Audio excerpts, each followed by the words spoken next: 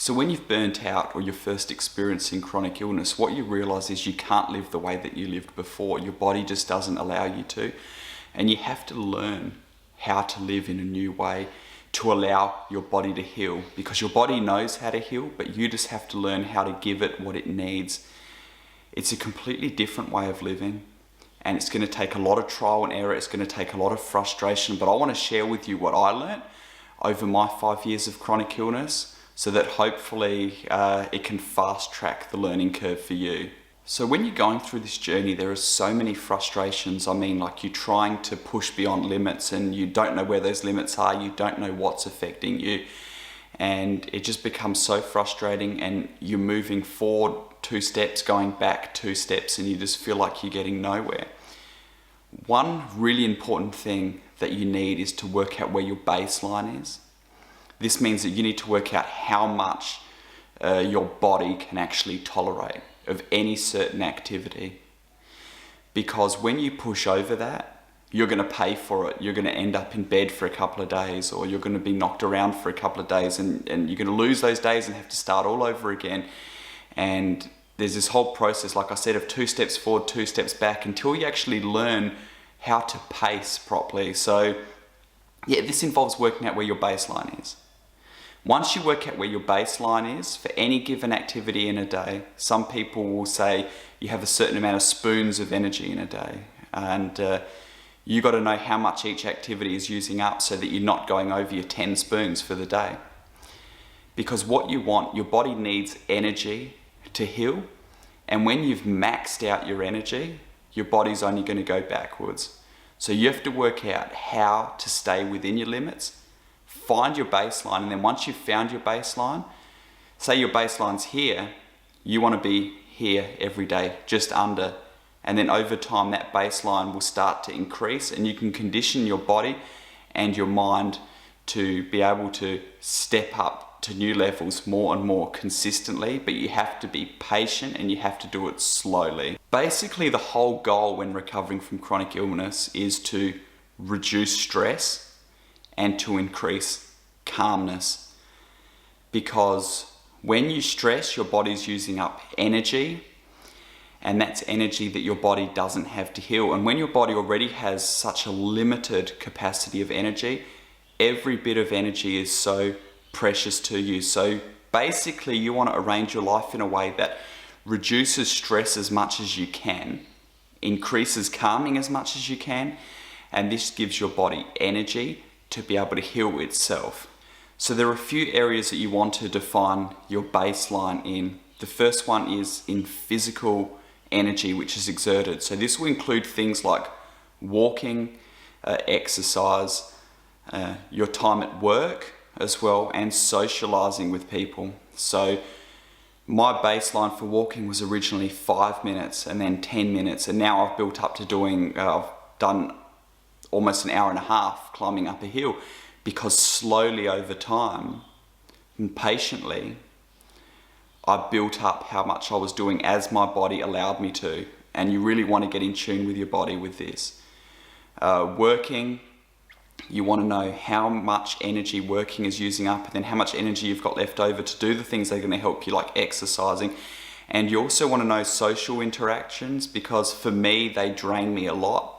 And I know people with chronic illnesses, they will really drain you a lot. So you want to limit your social interaction to the point that it's helpful. You don't want to stay in places too long where you've pushed beyond your baseline, and you don't want to do it too frequently where you're overwhelmed. You want to arrange your social life in a way that suits you. Another huge stress, the number one stress for me, was technology. I couldn't look at a phone or screen for literally 5 minutes without my body just reacting violently. And if I pushed beyond that, I'd end up in bed for days.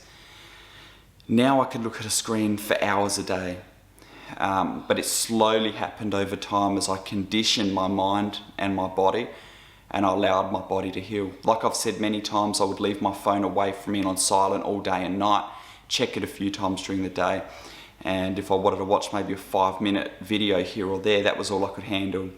But I was able to slowly increase this But like I said, there's a lot of trial and error, there's a lot of frustration, times when you just lack discipline and you just want to go on and you're bored, and that'll set you backwards. And I came up with a saying that said that boredom is better than backwards. So you're better off being bored than for that extra 5 or 10 minutes going back for an extra 1, 2, 3 days. Sort of touched on this a little bit with social, but environment's so important. You might not be able to help your living environment. Maybe you have a toxic environment, or even if you're working. But what you want to do is to be able to make your environment as good as possible within the limitations that you have, because that's where you're spending most of your time, and everything impacts you when you're going through chronic illness. Every little thing can become a stress, and you can add so many calming things into your environment. One thing, touching on people again, is that you want to eliminate people, if possible, from your life that are draining your energy. Not because you're a bad person, not because you don't care about people, but because you need to heal and get better. They're not the ones that are in bed for 2 or 3 days when you catch up for 15 minutes or half hour. They're not the ones who are paying the price and can't do anything when they're putting their problems onto you and their negativity onto you. So some people, you just want to identify that. You want to make your world as small as possible. Identify those people who understand you, who are positive, who are supportive, who are there for you, who are caring for you during your illness, and recognize those people who aren't going to be helpful towards you. And then the last one I'll add is food, is your diet is going to be so important, because you want to give your body the vitamins and the minerals, the nutrition that it needs to function well, to heal well. And you want to eliminate things such as your sugars and your sweeteners and your saturated fats and your processed foods, which are just using up energy. I mean, you've got precious little energy to use. You also want to start your day calm and end your day calm if possible, because a good night's sleep is just so important. That's going to be so healing to you and is so foundational. Basically, from all these things, what you want to do is you want to identify the things in your life that are causing you stress. You want to identify things that are going to make you calm.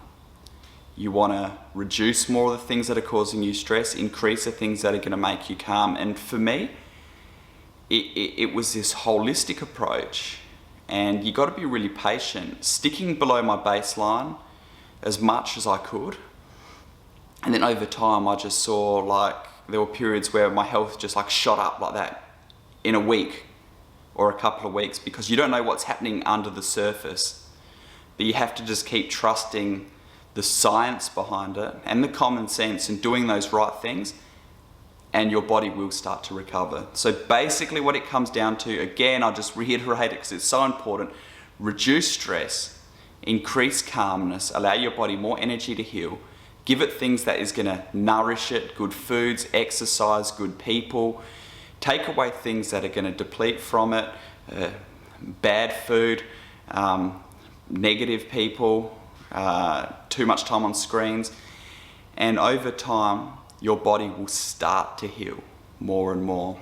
If you're frustrated and if you've been going through this for a long time, just have the hope that things can turn around. That making these changes, if you want to be healthy enough and you're prepared to make these changes, you can see improvement in your life. And trust me, I get the frustrations. I would have days of crying and frustration, days I've gone backwards and think now I have to spend a week just resting to get to where I was. But it's all part of the learning journey. And if you can take that and use that, you're going to start to see improvement in your health, even if it's just a small amount at a time. But keep going, because it does work. My friend, I wish you good health and take care. If you like this video, give it the thumbs up below. Be sure to hit the subscribe button so you don't miss out on any new videos. Feel free to leave any comments or questions below, and don't forget to share with your friends.